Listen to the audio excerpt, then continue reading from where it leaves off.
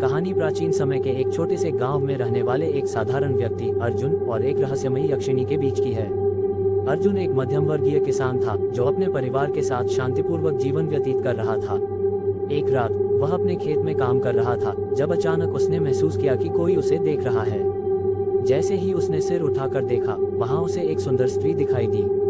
उसकी आंखों में गहरी चमक थी और उसका चेहरा रहस्यमयी मुस्कान से भरा हुआ था। अर्जुन उस स्त्री को देखकर मंत्रमुग्ध हो गया। उसने अपनी आंखें बंद कर कुछ मंत्र पढ़े ताकि किसी बुरी शक्ति से बच सके, लेकिन उस स्त्री की मुस्कान ने उसे फिर से अपनी ओर खींच लिया। वह धीरे धीरे उसके करीब गई और अर्जुन से बात करने लगी। उसने खुद को रात्रि बताया और कहा कि वह सिर्फ अर्जुन से ही मिलने के लिए आई है। रात्रि ने अर्जुन से कहा कि अगर वह उसे हर रात अपनी बातों से प्रसन्न करेगा तो वह उसकी हर इच्छा पूरी करेगी। इस रहस्यमयी स्त्री की बातें अर्जुन को एक अजीब सा आकर्षण महसूस करवा रही थी। कुछ रातों तक अर्जुन ने उससे मुलाकात की और उससे अपने जीवन की कई बातें की।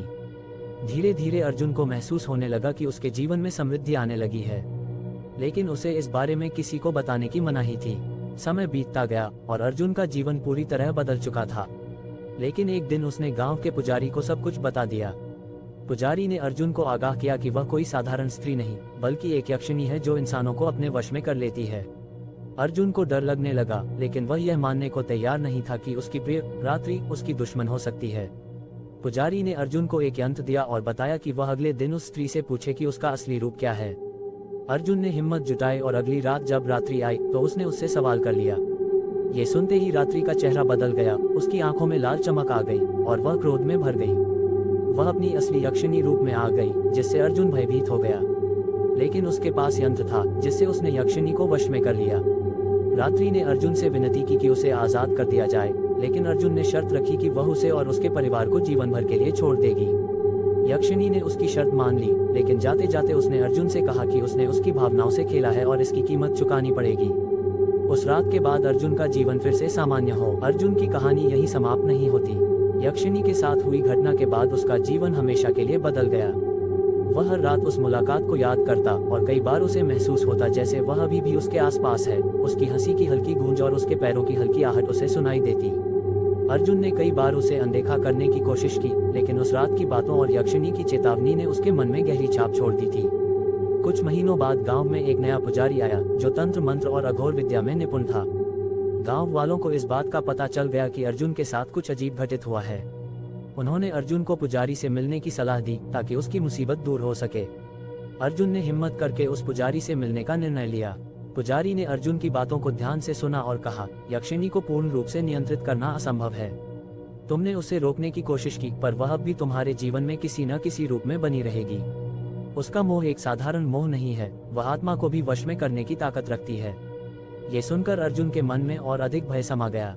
पुजारी ने उसे एक विशेष अनुष्ठान करने का सुझाव दिया और उसे बताया कि इसके बाद यक्षिणी का असर उससे समाप्त हो सकता है। अर्जुन ने पुजारी के बताए अनुसार अनुष्ठान करने का निर्णय लिया। अनुष्ठान के दौरान उसे एक पुरानी गुफा में जाकर यज्ञ करना था। ये गुफा गांव से कुछ ही दूरी पर थी और अजीबोगरीब कहानियों के लिए जानी जाती थी। कई लोग कहते थे कि वहां रात्रि के समय अजीब आवाजें सुनाई देती हैं, लेकिन अर्जुन के पास कोई विकल्प नहीं था। उसने हिम्मत जुटाई और आधी रात को उस गुफा में गया। गुफा के अंदर उसने जैसे ही यज्ञ करना शुरू किया, उसे अचानक से ठंड और अजीब सी हवाओं का एहसास होने लगा। उसने देखा कि चारों ओर एक अदृश्य ताकत उसकी तरफ बढ़ रही है। उसकी आंखें अचानक बंद हो गईं और उसने एक आवाज सुनी, अर्जुन, मुझे रोकने की कोशिश करना बंद कर दो। तुम मुझसे नहीं बच सकते। तुमने मेरा भरोसा तोड़ा है, अब इसकी सजा तुम्हें भोगनी होगी।